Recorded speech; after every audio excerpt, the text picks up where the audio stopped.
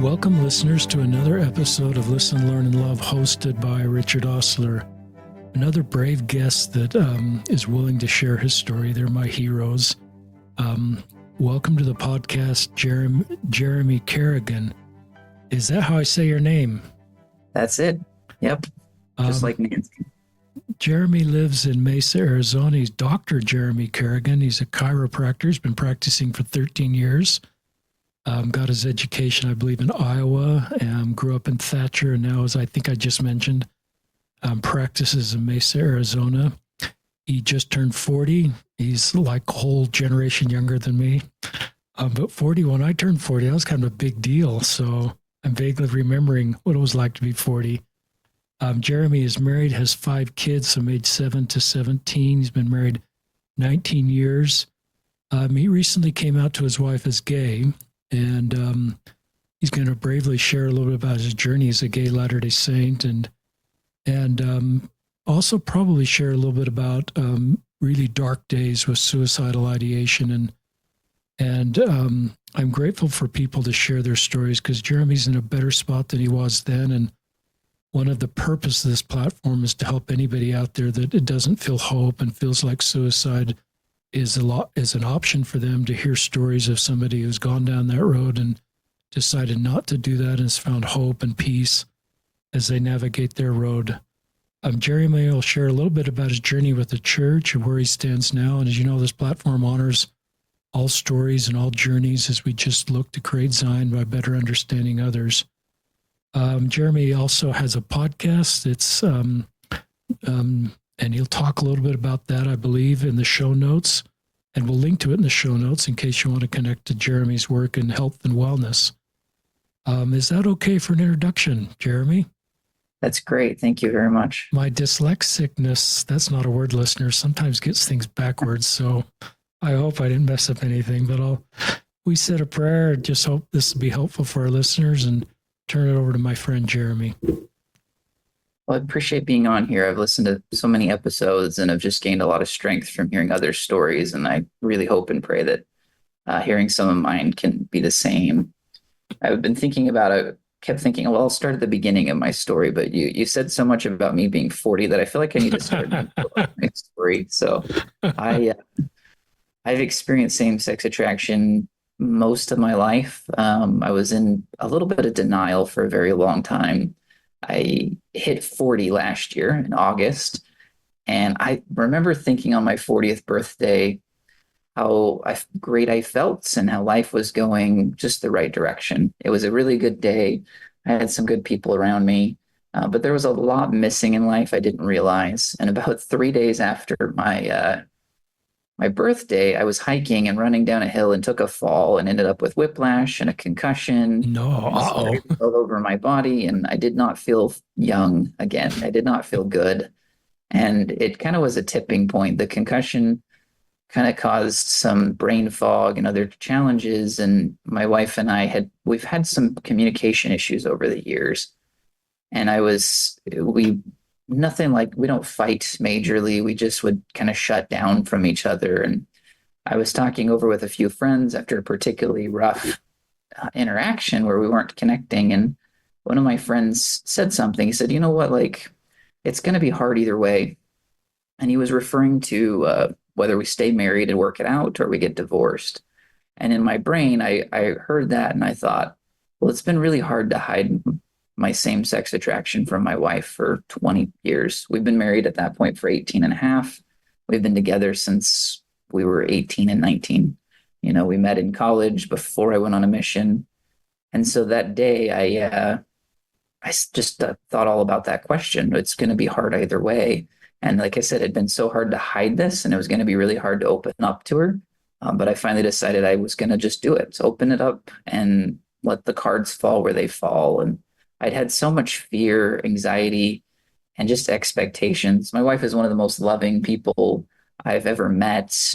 Yet still, I thought, this will hurt her. This will cause problems. I love her deeply. I don't want her to hear this or see this about me and feel any sort of negative feelings towards me. And I was quite surprised that day, honestly, when I went home that night and sat down with my wife and said, I'm kind of tired of holding a secret, and I've been experiencing same-sex attraction most of my life, or as long as I could remember.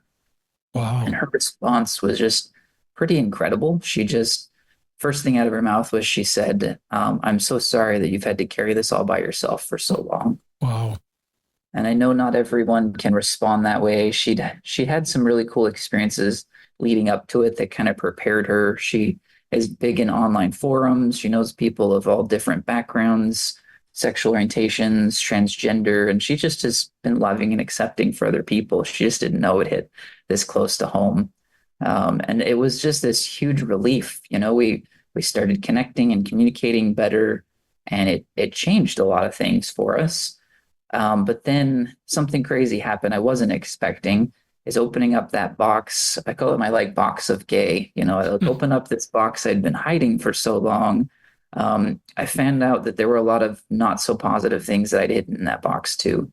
Negative ways of looking at myself, some internalized homophobia, and just years of kind of beating myself up for having these feelings, years of feeling like an outsider, years of using good things kind of as weapons.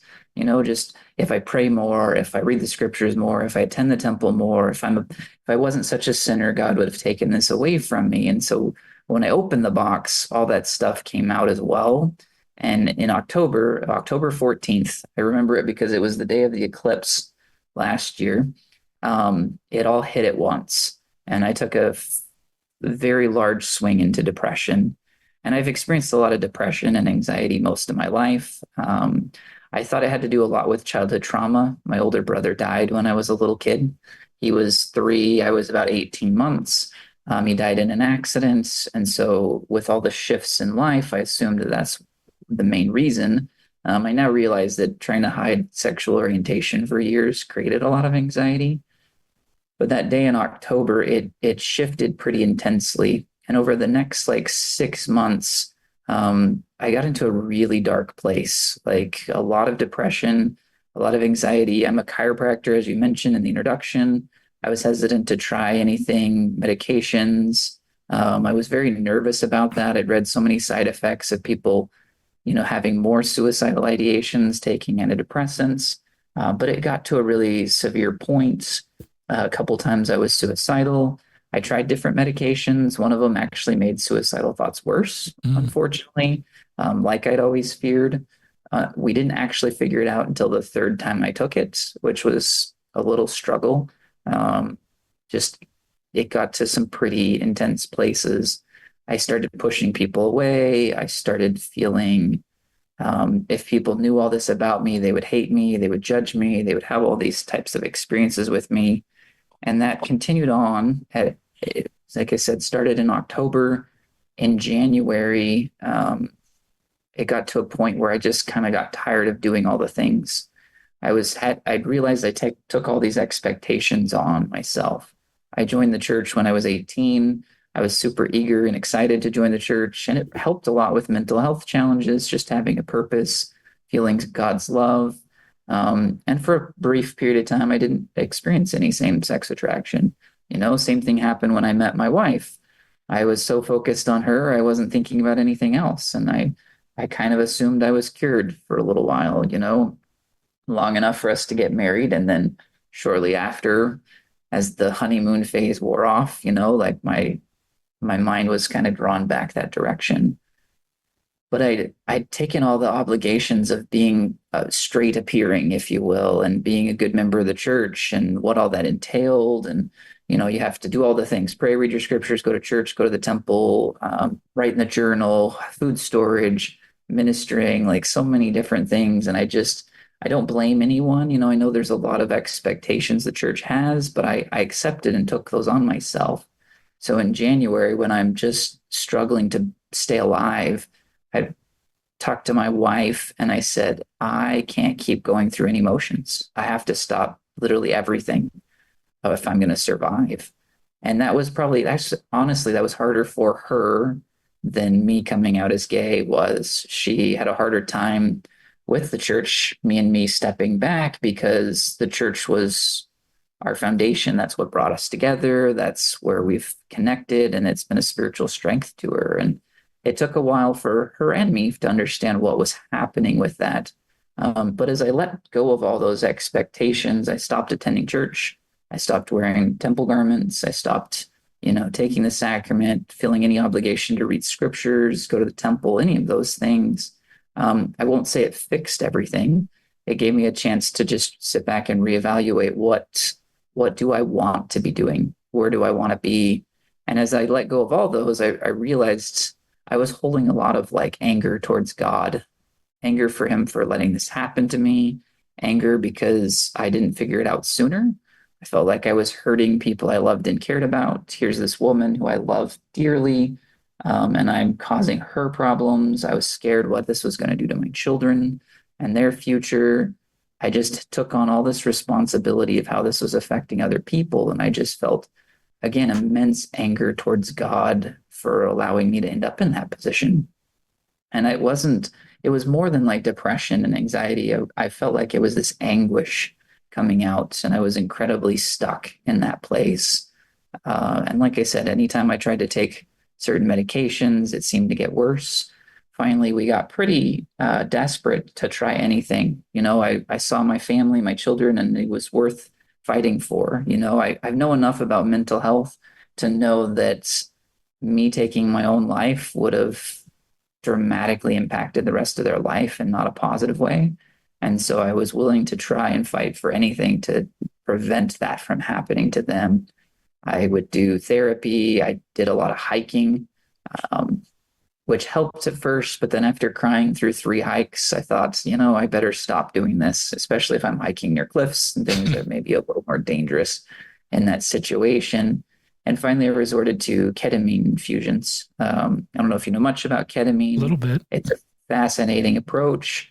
It was expensive, but I had to do something to break the mental cycle because I was trying to come to terms with my sexual orientation, with my faith, with my family, all at the same time. And instead, I was just shutting down and pulling in myself and pulling away from all the people that cared about me. And the ketamine was pretty intense, but after I did 7 of them, the guy before I did them said, "Hey, just so you know, a lot of people experience clarity when when we calm the brain down a little bit, we can start thinking clearer of what we want and how we want to go about life." And the first clarity I had was I shifted. When I first told my wife, I said, I never used the word gay. I was very scared of the word gay.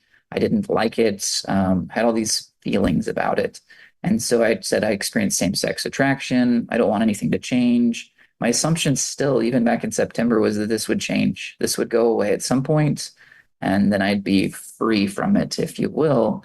And so that clarity came in kind of accepting that a little bit. And I remember the first time I went to church again, it wasn't our church, it was a Christian church.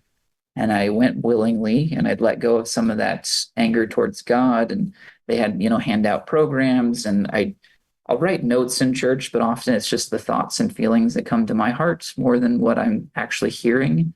And the first thing I wrote down was, God loves gay Jeremy.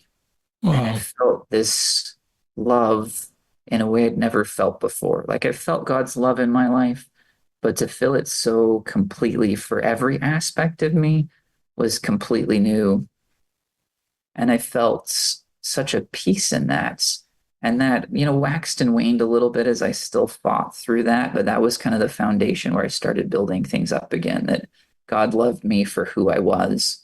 And I remember 2 things that happened that helped shift this is one, I was talking to my wife and I said, she was talking about her siblings and how much they love each other and the relationship they have. And I just stopped her for a second. I said, wait, like in your world, is love just a given? Like you just know that people love you and that's not going to change. And she's like, well, of course. I said, I don't think that way. Like growing up with the loss of my brother, with this hidden secret of being gay, with the challenges, when my brother died, it dramatically impacted my parents. They weren't very religious. They're not members of the church. They just didn't have a lot of context to find any peace. They weren't able to get therapies, things like that. And so they withdrew. My dad's even said, like, hey, I pulled back. I didn't want to get close to anyone again for fear that I would lose someone. And as a 2-year-old kid, I didn't understand that. I just assumed something was wrong with me. I'd done something wrong, and kind of realizing that every relationship, I was always worried that I would say or do something or act in a way that would make people stop being my friend, stop being close to me, and stop loving me. And so I started to try to let go of that, and heal that. And that helped me also translate into God. I'd realized that I was feeling caveated love from God, that I thought and felt many times God's loved me. But at the same time, I have this dirty little secret, and he doesn't like that portion of me. And I'm sinner and I'm weak, and I just would beat myself up over it every time I would, fall back into negative thoughts or actions that, not negative, but thoughts and actions that aligned with that sexual orientation. I just felt so much immense guilt and shame. And to have that conversation with my wife was like, okay, I'm gonna start trying to just accept that God loves me. And as I was doing that, I remember talking to her one day, and I said, I'm really glad that I'm like loving and accepting this portion of me, but I also have this fear that it'll happen to one of my kids, that one of my kids will have to deal with being gay or bisexual or transgender or something. And I felt all this angst about that. And it kind of clicked for me. And it was like, well, if I'm really trying to love this portion of myself, yet wishing it doesn't happen to somebody else, am I really loving this portion of myself? Am I really being grateful for this divine gift, And it again shifted. And instead of thinking about, oh, I hope this doesn't happen, I thought, well, what better way for my kids to have this experience than with a dad that's open and honest and out for the world to see? Like if one of my kids is gay or has a similar experience, I won't even say a struggle, because the struggle is not being gay. The struggle is all the things I told myself about it over the years. Then they have more support and love from a dad who loves and accepts himself and wanted to be that example. And those two experiences really helped me shift my mindset to be more open about it and more accepting of who I am. And then the desire to like share that and see others impact. I've always been a big advocate in mental health, having struggled most of my life. I was depressed, anxious, and suicidal as a teenager. Looking back, I was anxious since childhood, going on a mission, going to college, all these things. I pushed through the anxiety, but there was definitely a lot of it. And so I've shared a lot on my social media, on my podcast about mental health. A few months ago, after one of the ketamine treatments, I'd taken one of those medications that increased my suicidal thoughts as well, and had a really rough couple of days, to the point where I woke up one Saturday and I had to work. I'm a chiropractor by day. I'm a photographer by night, if you will. And so I had several hours of patients in the morning, and then I was photographing two weddings that day. And I was done. Like I was not just done, I was terrified. I was scared of what I might do to myself. I'd gotten into a little self-harm where I was hitting myself across the face. I was weeping and crying on a regular basis. And I called a friend of mine, one of my mission companions, actually, back in the day. We met January 2nd, 2003, the day we entered the MTC, and we've pretty much been friends ever since. And he's a medical doctor up in Utah. He specializes in family medicine and has a big focus on mental health. And so he's been a big help through this process. But that day I said, I am scared. I don't know what to do. I need to go somewhere. So I said, I have all this work to do today. I need to check into a mental health facility tonight. I'm terrified of what I might do to myself or my family. And he agreed. He said, yep, let me look up some places. Arizona doesn't have a lot of good inpatient mental health facilities. They lock you in a plastic room for 48 hours on a hold. And so I was a little scared of that, but I asked him to find the least bad place to send me, and he hung up the phone, and I went to work. And as I was working, I spent about 4 hours in the office. My wife texted me and said, hey, I just want to bring you something by to try to help, in this process. And she's just been loving and supportive. When I was in those dark times, she just didn't know what to do. She had a hard time with that, and I didn't know what to do. Lots of people reached out and said, oh, let us know what you need, happy to help anytime. But like, I didn't know what I needed. I didn't know what support I could use.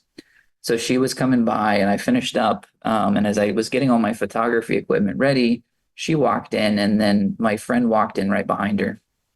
He'd been in Utah that morning. And when we talked, he'd hung up the phone in his gardening clothes, went home, threw stuff in a bag, and flew to Arizona to Wow. just be there by my side. And I Wow. know not everyone can do that, but like that's what people need in those situations is just a friend that loves without anything, nothing held back. And he saved my life. He saved me from 48 hours of locked in a, plastic room in a hospital somewhere wearing a hospital gown. He was just there. He loved and embraced me. I think we hugged probably 50 times in 36 hours. Like he just was by my side there to support. The next day was Sunday. It was my first Sunday back at church because he was there, just put his arm around me and went to church with me and supported. And just to be there, like that kind of love without anything held back really helped me see God's love more and helped me find some peace. And so in the midst of that, we came to my office Sunday afternoon and recorded a podcast on like what to do when people are suicidal or depressed. My wife has a hard time listening to that episode because it's a little bit raw, but I think that's what we need. We need more education on how to help in those situations. And so that's part of why I wanted to come on here today too, is like if people are struggling, if they're feeling that cognitive dissonance between what they've been taught and what they feel, if they feel like there's no place in the world for them, there's no hope, like there's so much more to offer life has. Like there's resources and things available. And even if they don't have a friend that would drop everything and be there, like they're still worthy of love. They're still worthy of continuing to fight and move on. To be able to sort through that and see where I'm at now has been pretty incredible. I can't say every day is great. There's still days where I cry. There's still a lot of sorting and grief to go on, but I haven't been back in that place in quite a while just because of the amount of love I've felt from other people. And then now what pushes me forward is that not obligation, but that desire to help other people and to share my story for them. Well, I've got a few tears in my eyes as you talk about your friend that got on a plane and along with your wife walked in and just spent time with you. I just think of Christ and his ministry and that friend thinking outside the dots and saying, this is the moment to be with my MTC companion. And this isn't theoretical, but I can do this. And you're right, not everybody can do that. That was just we'll link to that podcast. I believe that's one of the episodes in the podcast series we'll link to in the show notes. So if listeners want to listen to that, that'll be available in the show notes. I want to keep you talking, but these are some of the things I wrote down, listeners. First of all, I wrote down the word brave, just how brave you are and how articulate you are. You have a gift of communication, Jeremy, to sort of put this complex road you're on and these feelings and emotions and experiences into really good vocabulary and communicate it. It's one of your gifts. But I love that you just felt impressed to talk to your wife and this has been part of your journey and you just kind of opened, I think you said the gay box. I actually drew a square box, called it gay box, and that was a good experience for you at first, but it kind of opened the door to everything else. And sometimes I've heard similar stories like that. It opened the door to, what is my future? How does God feel about this church? And sort of this deconstruction. Some guests term it as I'm just deconstructing, everything that I've tried to make work and this hasn't worked and I'm still have same-sex attraction. And so then this reconstruction to a more authentic, stable, sustainable life is sort of what I'm feeling here in a really thoughtful way. I love that you opened up to your wife about your same-sex attraction. I love you opened up to her and your friend about your suicidal ideation. And I think that's a great invitation for anybody that's listening to do the same. Because that to me is some of your best moments. It's like Gene Krak's at Apollo 13. I talk about that sometimes, that Apollo 13 is going sideways and he's the mission commander and he stands up and says, "Excuse me, this is our finest hour." So in some ways, this is your finest hour, Jeremy, and the people around you, even though it's probably one of the those painful hours, and it's not what you hoped. Apollo 13 never landed on the moon, if I've got my facts right, but it was an incredible success because everybody got back alive. And I think it was a great tribute to the NASA program. So maybe that kind of fits with your story. But I think this has been one of your finest moments that has strengthened you and given you a foundation to move forward in your life. I love that you went to a non-denominational Christian church and just were trying to navigate, how do I stay connected to God?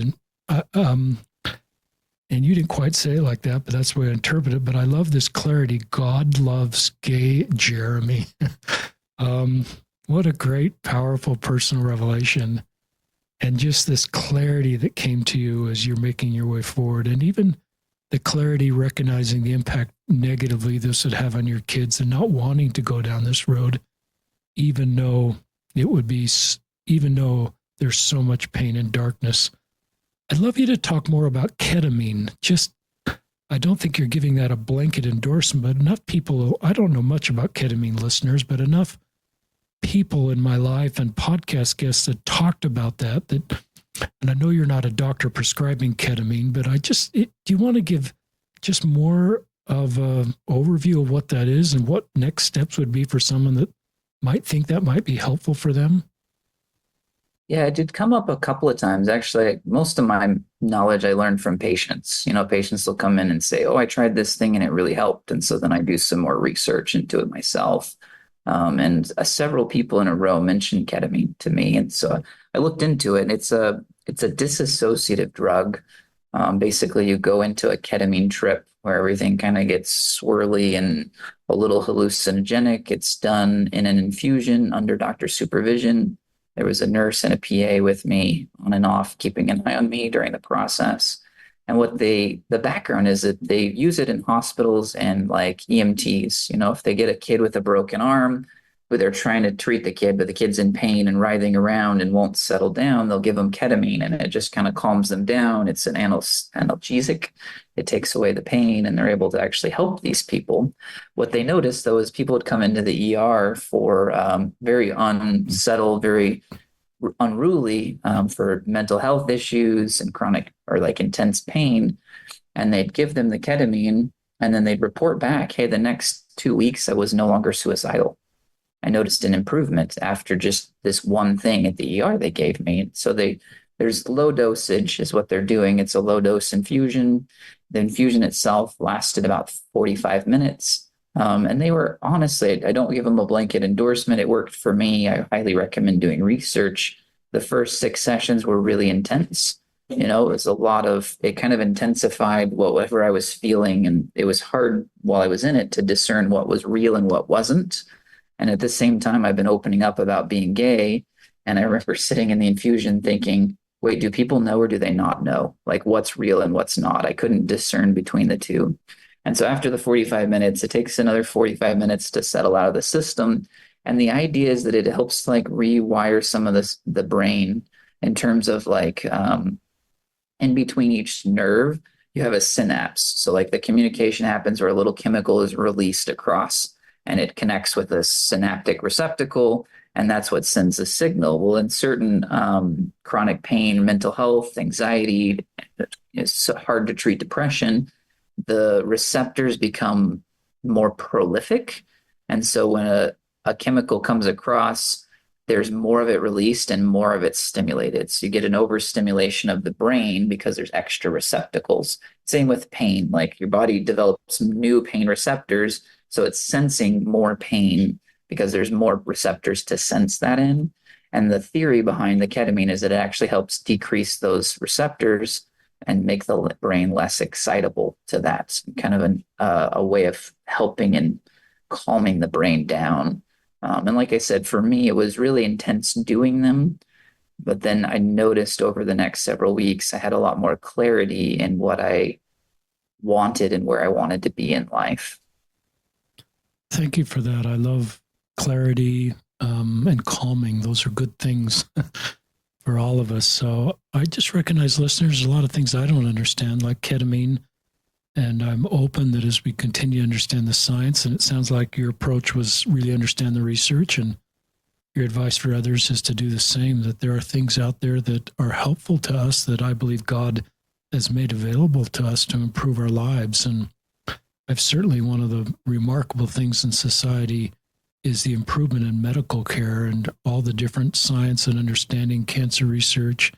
So it's a great area of improvement in a world that I'm grateful for, and all the smart people that are figuring this out. I'll share on that. Like talking it over with a medical doctor is helpful. I reached out to my medical doctor and had him do research too, because not everyone's going to respond the same. And he gave a blanket endorsement. So you could just, I've got questions, or you could just continue to share what you'd like to continue to share. I wanted to talk. You said one of your comments was about the change in the relationship between me and church, and I feel like a lot of the focus I shifted from focusing on all the church things to trying to focus more on God and Christ was what really helped. Often I felt like I had to come to Christ a very specific way, and I had to be perfectly obedient and worthy of approaching him, and I had to say prayers in a certain way. And something that brought me a lot of peace was in Romans, it talks about, that God hearing the prayers we cannot speak. And that brought me a lot of peace because I'd struggled for many years to pray. I felt like I was a sinner, and I felt like, hey, God, please help me with this struggle I have. While it still continued, I was just being ungrateful, and I had a lot of emotions about that. And so feeling that, reading that scripture helped give me peace of like, hey, God hears whatever prayers I can't even utter, and then I don't know what to say. And it just took the pressure off and allowed me to focus again more on my relationship with God. And it's interesting. Someone asked me a really good question, because we talk a lot in the church about covenants and promises. I've married my wife. I made a covenant to commitment to her, make covenants in the temple. And they said, for a lot of people, when you start pulling back, are like, but your covenants, keep this, and I had a lot of thoughts on that, like the importance of that. But at the same time, like God never gave us covenants as a stick to beat ourselves with, and for so long, like I used that as, well, you made this promise, you must do this, this, this. And I was more of a focus on me not being good enough versus on the covenant's a two-way promise that God is promising to help us too. And that God also doesn't want us to push ourselves to the depths of depression to try to live a certain way to be worthy of his love. Like he just loves us. He loves and accepts me where I'm at. And so that shift to be able to pull back away from expectations, but also pull closer to God really helped me shift my mental health. I was talking to someone recently. There's a therapist that told them, hey, if your participation in church is making your mental health worse to the point where you're suicidal, then stop participating in church. Like God doesn't want you to push yourself in church to the point where you think taking your own life is what he wants. He wants you here for your family and loved ones. And that's more important than those obligations. So that shift was really interesting for me. And I've been pretty lucky. I know for some people it's harder. I've been told things by church leaders that made life harder, but I try not to harbor any resentment, and I think that makes a difference in the journey, though I don't fault anyone that has. There's been some incredibly hurtful things said by bishops and others, and even general authorities that cause pain for people. I think it was key in my journey to be able to try not to feel that bitterness. I've seen the way bitterness has affected family and friends. I grew up with parents who lost a child. There was a lot of bitterness, a lot of resentful feelings over what happened. And I've been purposeful in trying not to get that way, so that I can have place to love and accept myself, but also my kids. And it's been interesting though, opening that big gay box like we talked about, and seeing people ask me all the time, like, how long has this been a thing? Like, when did you know? And I realized, like, I have memories back into grade school, obviously not sexual memories, but like memories of an affinity one way or the other. And likely even into preschool. I remember some thoughts and dreams I had at that stage that kind of indicated I was probably different than other kids. But I grew up in a small farming/mining town. There were a lot of not so nice viewpoints on people being gay, and even the word gay was I probably didn't hear it until I was 12, and so just that not having context. And I remember one point, it was a TV show I was watching, and one of the characters said, "Hey, I found out I was gay." And I thought, found out? Like, how did they find out? They get a letter in the mail, like this, like what does this mean? I was just very confused. And so I asked someone I cared about that, and they had the wrong response. They I shouldn't say the wrong response. That sounds judgmental, but their response wasn't helpful for me. They immediately like launched into, "Well, do you think you're gay? Why do you ask this? Do you?" And like multiple times asking if I thought I was gay, and I just shut down. I just remember kind of freaking out and not knowing what to do. And the intensity of that reaction led me to the thought that like being gay isn't good. And so I just kind of shut all those feelings and stuff in a box and never even considered that I could be gay. I never, though, looking back, there were so many things. My looking at guys constantly in school, I found, I connected with women, but it never had anything to do with looks. It was always just the really nice ones that smiled. Those were the ones I asked on dates, the friendly people. I just wanted a good friend. And even when I started dating my wife, like I said, no thoughts of guys for several months. Um, I remember sitting down shortly before we got married, and I had little knowledge of like intimate relationships. And I remember telling her, yeah, like I assume that we'll have sex as many times as we want to have children. And that's like about it. Like that was my assumption because I realize now it wasn't that appealing to me. The idea just didn't seem that appealing. But in my head, it was like, well, that's just what you do when you're married. And bless her poor heart, she freaked out. Like, she just assumed I mean, it's one of those signs like, oh, like, yeah, he was gay. But we both were pretty young and naive. And so she just assumed I was like big into shame culture and just, was wanting to be perfectly obedient and thought that that was deviating. And anyways, just little experiences like that helped me didn't help me at the time, but like I look back and I'm like, oh yeah, this indicated that. And hearing other people's stories and seeing like the connections and similarities to mine and realizing, yeah, I never struggled, looking at women inappropriately. Like, why would anyone do that? Like, it just wasn't appealing. The law of chastity, all of that. Never wanted to kiss the girls, like, so that wasn't hard for me. And then just kind of continued on until going on a mission I realize now is incredibly challenging for that reason. I I don't know why I'm sharing this, but it's a little bit of a funny experience. I wasn't a member of the church growing up. My best friend was. He got ready to go on a mission, and he was telling me about the missionary training center and how there's these tree of life showers at the missionary training center. I don't know if you're familiar with those, but basically there's one pipe in the middle of the room and a bunch of shower heads that come out from it, and all the guys shower together. And I looked at him and I said, I could never go on a mission for that reason. Like I was terribly like shy, didn't like being, seen or undressed around anyone else. Like I had all these privacy issues. And I just swore I was never going to go on a mission. And then when I joined the church, I felt a strong impression, like you should go on a mission. I was like, okay, so I did, and it was still one of the terrifying points. But at that point, I wore glasses, so I'd just take the glasses off and everything was a blur anyways. But little things like that I was just so uncomfortable with even my own body. Like I remember reading research recently that indicated that gay guys tend to have one of the worst body images of any subgroup, ahead of, I think the least body image is lesbian women don't care at all, and I think most was maybe straight women, and right underneath that was gay men, that care a lot and have body dimorphism and care. And I looked back and I realized how much I disliked my body. For a long time, I was too skinny. Then I gained a little weight, and then I was too chubby, and then like just I wasn't comfortable with a shirt off or shorts that showed anything above my knee. And I thought it was like a purity thing, but it was really just more shame.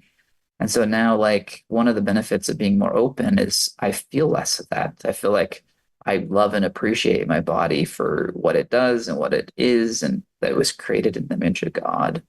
And so it's just been interesting to sort through a lot of different viewpoints I had of myself throughout the years and kind of unpack and unbox those. I did want to segue. What thought came to mind earlier, and I forgot to mention it when we were talking about, people who struggle with depression and suicidal thoughts. I watched a video the other day, and it was like a clip from a movie, if you will, but it really illustrated a point. There was two people in a kitchen cooking together, two chefs, and one of them's a young man, probably in his early 20s, and one of them was a woman in her 40s or 50s. And she reached over to grab something, and the sleeve of his like coat came up, and you could see like cut marks all up and down his arm. And it was you could see the look on her face, and the look on his face was highly embarrassed. And she just immediately like kind of panicked, and then she turned away from him and just began to cry, just seeing this pain. And then I think what she did next was the key. She just walked around the counter and just hugged him and held him. And I think that's one of the big keys is we think a lot about I don't know what to say when someone's struggling, and we really don't have to know what to say. We just need to be there for people and to be able to just hug someone and embrace them. About 2, 3 weeks ago, I posted on social media about being gay in the context of mental health struggles. I've always shared a lot. And so I started with that. I've always been pretty open, but I haven't been open about this part of myself. And I think it's time I need to be, or I'd like to be. And I can't tell you how scary it was to go to church the next day. Wow. Wow. I almost didn't. I actually went to a different ward with some family that started a half hour before ours. And I was just so anxious to like be out, be seen. And I don't know if I was worried about people judging me, but I was just worried in general. And my wife asked me, she was out of town. She said, if you could possibly go by yourself first, that would help me, and she has just been phenomenal in her support of my process, that I would love to help her in any way. And I was like, I will try. She's like, you don't have to, feel no obligation. So I went to the other ward. I sat through their sacrament. And then I just felt this piece of like, you can do this. And so I went to our ward. I walked in, and the first two people just showed love in ways that I will greatly appreciate for the rest of my life. The first one just reached his arm out and put his arm on my arm and kind of like a half embrace. And then I went around the corner, went to the restroom, came out. And as I was walking down the hall, someone else said my name, and I turned around and they just came up and like bear hugged me. They just put their arms around me, held me tight for 20 seconds. And they said something that I think we can all say more. And he said, I'm so grateful to see you here. And I understand if you ever can't be here. Wow. And just that love and acceptance of people where they're at, just knowing they're seen and heard. I read a while back that the difference between hatred, the opposite of hatred is curiosity. Just asking questions and getting to know someone else's story can help us overcome whatever biases we may have and just show up for people and help them feel loved, seen, and heard. I'm just really moved, Jeremy. Your courage to be open about who you are, clarity of doing that, all the conversations that are happening. I love, you partly did this for your kids, so that they would know you're a safe person. You kind of mentioned that in the context of sexual orientation, but my guess is your kids know I can talk to Dad about anything. Dad's vulnerable and honest and authentic and brave, and I know I can talk to my dad about anything. I know, I shared this story as a YSA Bishop listeners, that I started to post kind things about gay people on social media, which isn't something YSA bishops usually do. And no more gay people came out to me, but a bunch of the straight kids in the ward just sort of concluded, okay, I can talk to this guy. He can handle a conversation. And so I just think that's part of the beauty of you being authentic, is your kids and others, and I'm sure this is already happening, that says, Jeremy is someone that I can just talk to about the realities of my life. He can go there with me. He may not be on the same road as me, but he can handle the conversation. And because I just intuitively get that because he's just so open and clear and transparent and not trying to be something he's not. So that's one of the vulnerability makes it safe for other people to be vulnerable, and that's how we heal each other. This brother that hugged you in the hall and said, "I'm glad you're here, and I understand if you can't be here." That's a pretty powerful line of just recognize the complexity and that I get it, and I will, and I'm not going to judge. This is sort of a judgment-free zone. This is a judgment-free conversation, and that off the cuff line that you just shared with our listeners. And it reminds me of something I feel really strongly about is we're called to be gatherers, not sifters. And it's not our part, especially in an LDS congregation, to be sifters. And you've kind of mentioned that, you don't wear your garments, you're doing the church kind of on your own terms. And my earlier self would have kind of turned on my sifting mentality and said, Jeremy, you're either for us or against us. You're either all in or you're all out. My older self just says, Good Ship Zion, which I think represents our congregation, is big enough for you to be there and feel welcome the way you want to do it. And we're going to not be sifters, we're going to be gatherers. And the gate does not narrow the congregation. It does narrow the temple where there's belief and behavior questions, but we shouldn't pull that culture back into our congregations because then we just lose really good people that want to connect with the body of Christ and want to feel God. And so I admire you sort of deconstructing kind of a transactional relationship with God and kind of chasing worthiness and validation to where you are now of just doing it on your own terms.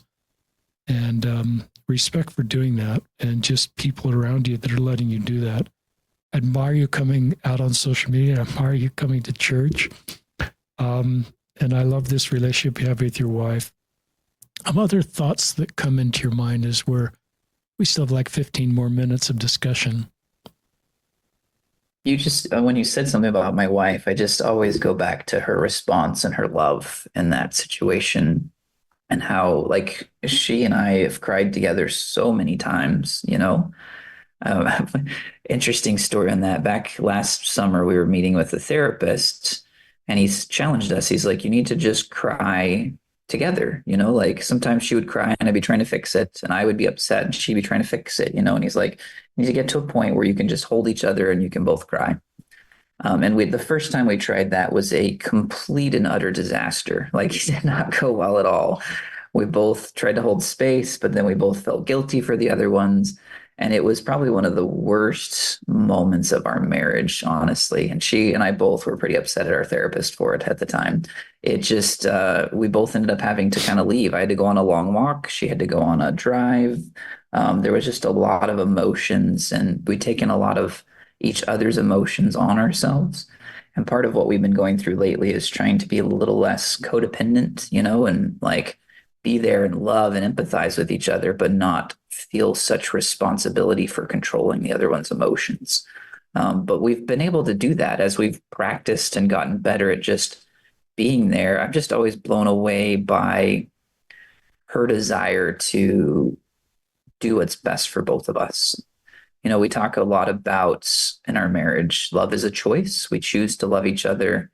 And one of the phrases that's been on my mind for probably about the last year was the phrase, if you've ever said, after all I've done for you, this is how you treat me, then you really didn't do it for them. If we were expecting something in return, we really weren't doing it out of pure love. And so we both try to exemplify that. And she has just taken so much time to dive into understanding what's going on. She spent time trying to understand depression and anxiety and suicidal thoughts so she could help me. And now she's trying to understand, the LGBT community and what I've been experiencing so she can be there to help. At the same time, taking time to take care of her needs. A gentleman I talked to who came out a little later in life as well, married with kids, he said, he talked to his wife when he first opened up, and then he had a similar experience with all the depression. And in that depression, he told his wife, I can't be there to support you right now. I'm just barely holding on, but please go get any and all support that you need. And honestly, that was a big factor in me coming out more, was not just for me, but so that my wife could get supports because she was the one holding this by herself. I held it alone for so many years. And then she held it by herself with just a few other friends or family member knowing. And the more people know, it's just been amazing how many people reach out to her and show her that love and support. We're currently, we're fairly open in terms of what we want for our future. At first, it was like, yeah, we're going to stay together. We're going to make this work. As some people say, we're going to endure. We're going to hold on. What did someone say? Stick it out. Hopefully he can stick it out, is what they told me. And I was like, well, may or may not be what's best for us, and going through the depression, God was really trying to teach us that we need to be open to what he wants for us and not the expectation. And as we've talked about it and cried together, we do feel like we're going to likely get divorced in a year or two. And I was telling her one day, I said, I feel so guilty about that. Like all these, I have friends that are like, just keep the covenants, keep the commitment, and others that are like, you can't give up on marriage. And I said, I just feel like I'm failing. And she just looked right back at me and shared, and she said, no one else gets to have an opinion.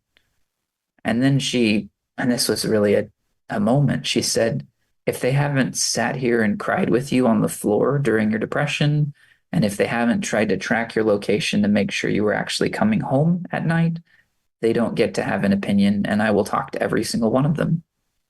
And she has, a few of my friends have mentioned, they're like, your wife is really intense, and they're just blown away by how much she loves me enough to support the idea of whatever's best for both of us.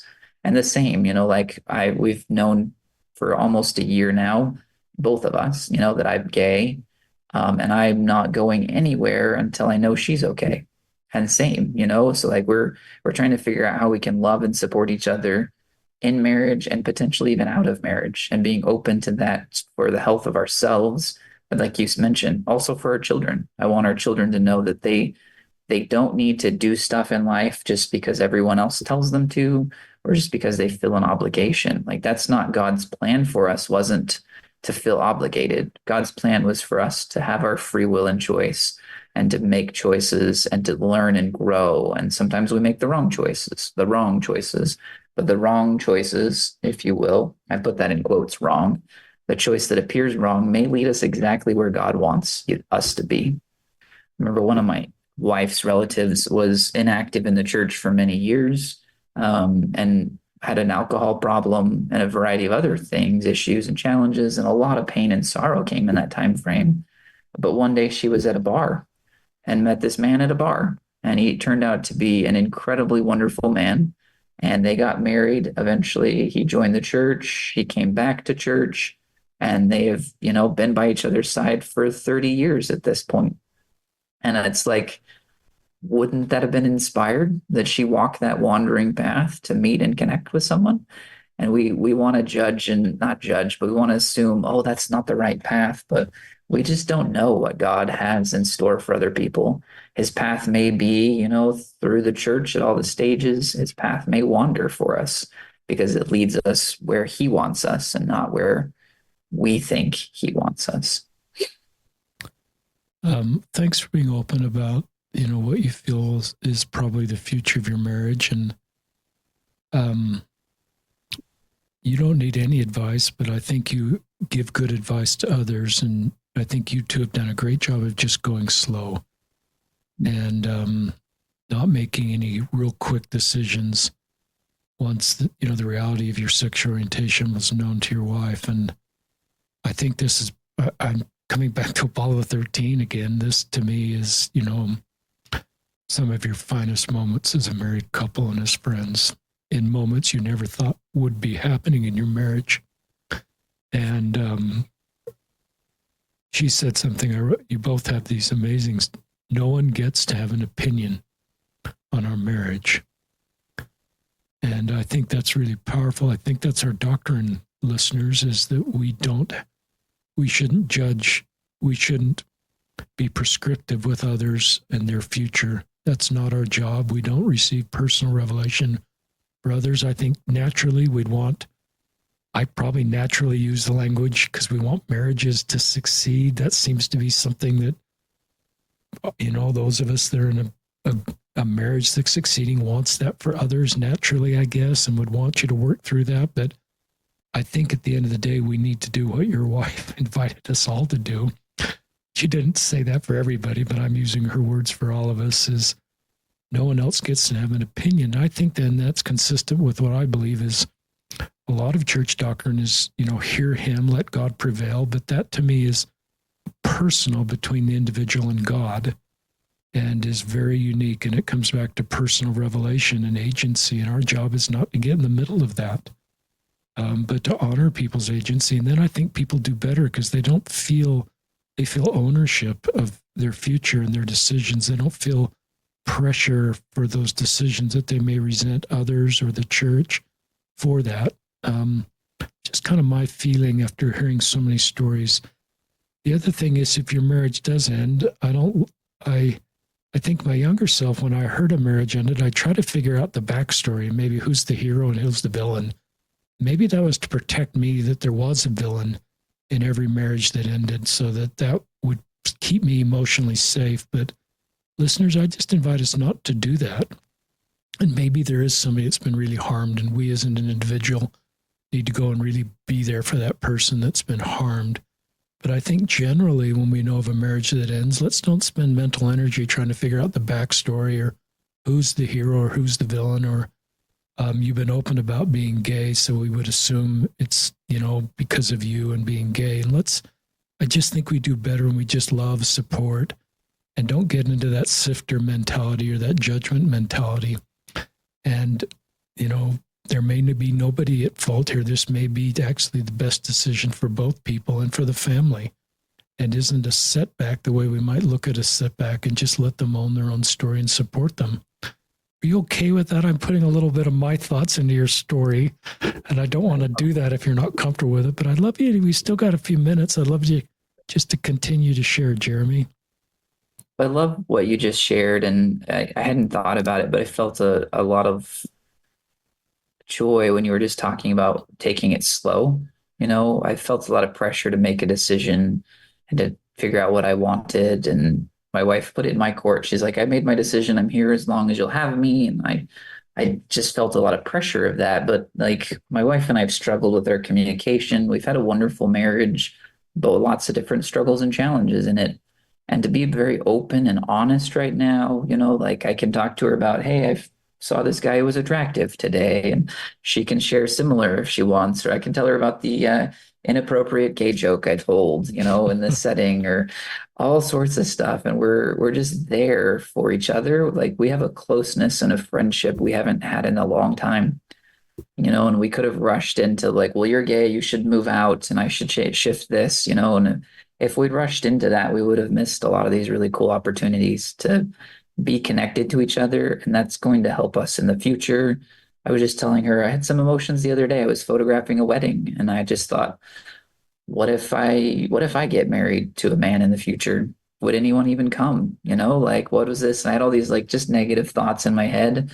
And she was like, I will totally be there, and just that amount of support. It's hard to do. I would be easier for, we both said that it would be easier if she was a jerk. It would be easier if I was a jerk. We could separate and we'd be like, well, she was mean about it, so I'm going to move on. And it's easy to be the jerk and it's easy to play the victim, but we were put in this journey together to support each other. And there's a lot of divine providence in what we're experiencing currently that I wouldn't give up. And I'm so grateful for her. Other thing I want to share is Apollo 13 is one of my all-time favorite movies. So we keep quoting it. I had that soundtrack on a CD as a kid, which makes me, I'm 40, so you know that. But like, I just loved that movie. So many great lines in there. And that one, this will be our finest hour. Like, it can be the worst time of our life, or it could be the finest hour. And it was the worst time of my life on many, many days. But looking back, I'm like, this was one of my finest hours, to survive that, to push through it, and to come out on the other side smiling. Yeah, life's not perfect, but there is hope, and I hope nothing I've said, the other thing I want to say is hope nothing I said came across as like, this is what you should do. This is how you should be. Anything I say is just love and encouragement. This is what worked for me and my wife. It's not going to work for everyone. And my heart breaks for those who have bitterness and struggle, very warranted, very justified. And I'm so sorry for the struggles other people experience. I've had the opportunity now to talk to a number of gay men who grew up in the church or were associated with the church at some point, and there's heartbreaking parts of that story. And it's okay to fall apart. It's okay to hurt in that. I just hope people can hear my story and realize they're not alone, that other people experience similar and struggle in similar ways. And we're here for them. We're here to love and support them and give a 30-second long hug when needed, just to be there. Jeremy, thank you for being on the podcast. You're just got a mature, thoughtful, long view perspective that's helpful for all of us. I especially think of younger people that are hearing your words, or people your age or my age that is helpful to them. So you're really brave to share your story. A lot of stories listeners aren't sort of at the finish line. This is not sort of that kind of podcast where it's, after Apollo 13 is landing and we're doing a big debrief, and a lot of it's sort of like in flight. Apollo 13 is we're continue to use that analogy. And that's maybe some of your story is still in flight, Apollo 13, but some of those stories are really, really helpful on the podcast because they're just a lot of lives just aren't, they're still a work in process, and we're still all writing our stories.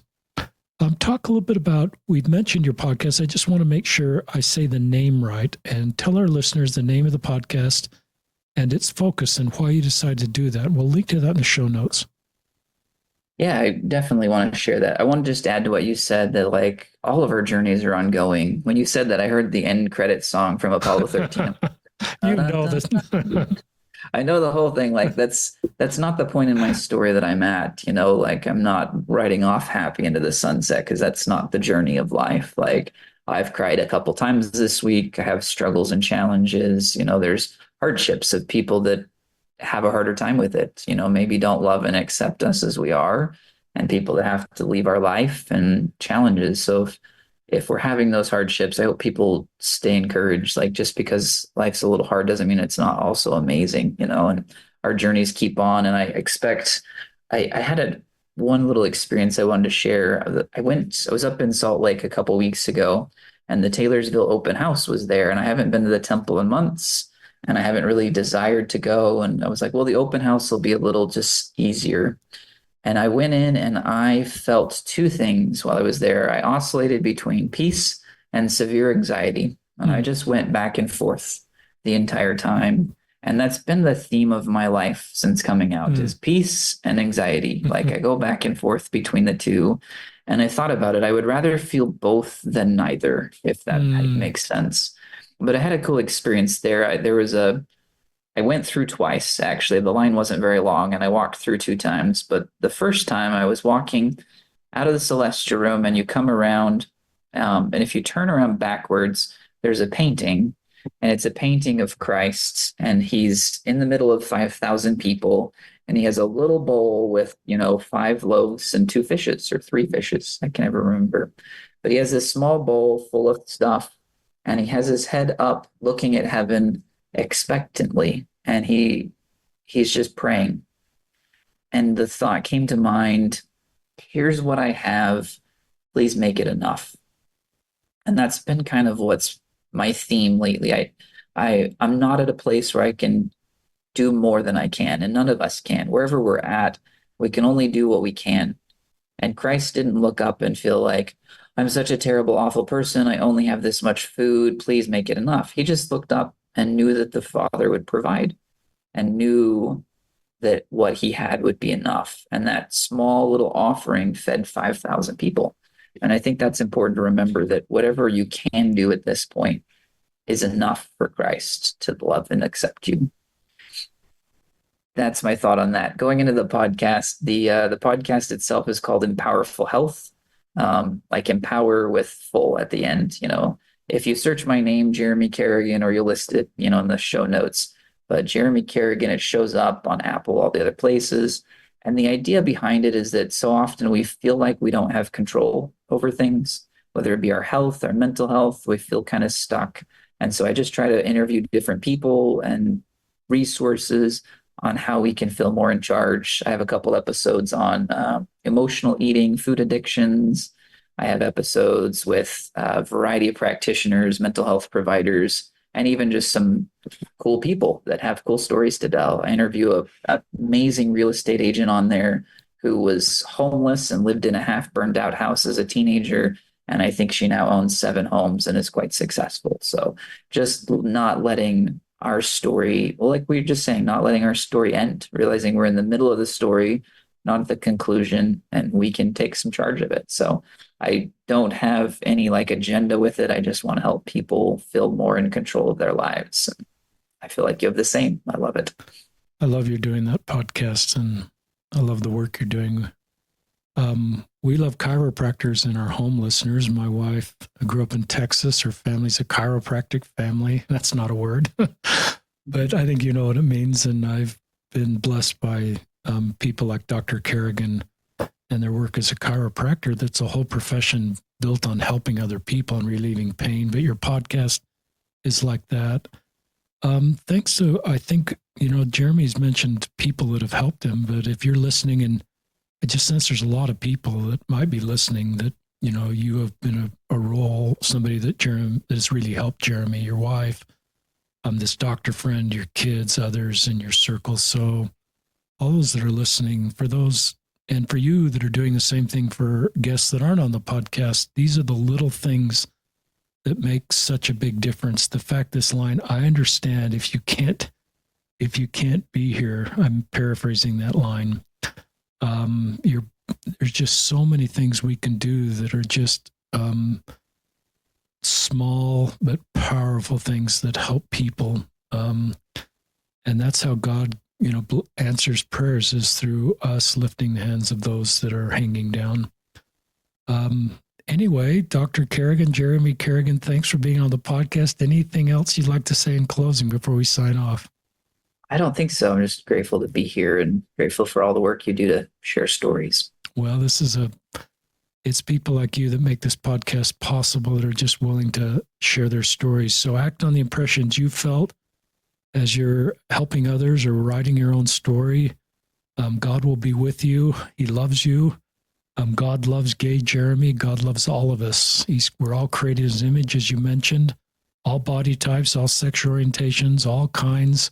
We're all created in God's image. And if we believe that and really internalize that, it helps take away the shame.